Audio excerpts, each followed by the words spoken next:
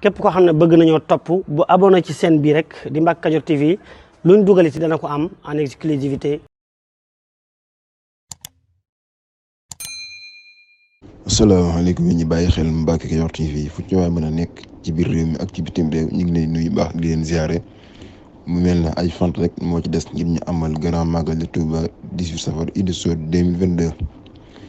ñu def rek benn fàttali lu jëm ci wàllum ndox mi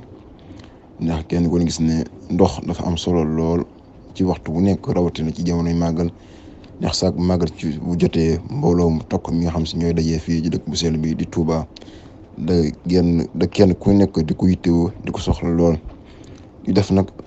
benn fàttali rek ngir képp koo xam ne si am nga fa mën a denc ndox nga mën faa nga denc fa ndox ngir suñ demee ba ci màggal ga suñ borom dogalee ndox manqué tamit nga mën a jël ndox moom mën ko utiliser ndax néew ñu ndox dina manqué waaye nag ñu bàyyi ci xel bu baax a baax ndax ndox dafa am solo lool moom daal képp koo xam si yor nga baas ba ma def ci ndox denc ko képp ku ci yor bassin raxas ko ba mu set wicc nga duy ko ba mu fees nga tëj ko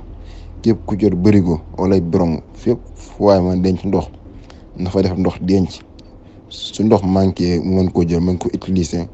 su manqué wut tamit su màggal gi jàllee dina ko mën a utiliser ndax ndox moom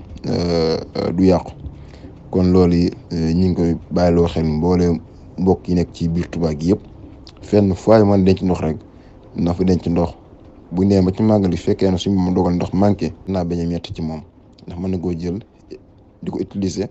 tey balaa moo jeex xëy na ndox amaat kon daal ñu ngi koy bàyyiloo xel ñëpp fu waay mën denc ndox na ko fi denc ndax xam ne ndox moom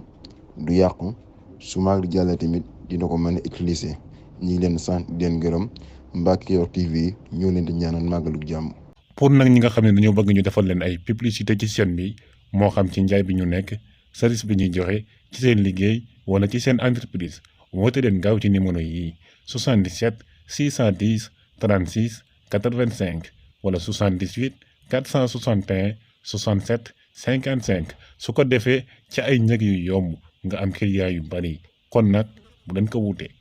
asalaamaaleykum mbokk yi yéen ñi nga xam ne yéen a baaxoo ànd ak chaîne bii di Mbacke Kadior TV à partir d'aujourd'hui gën nañ koo yaatal ci YouTube bi képp koo xam ne bëgg nañoo topp bu abonné ci chaîne bii rek di Mbacke Kadior TV luñ dugal ci dana ko am en exclusivité jërë ngeen jëf.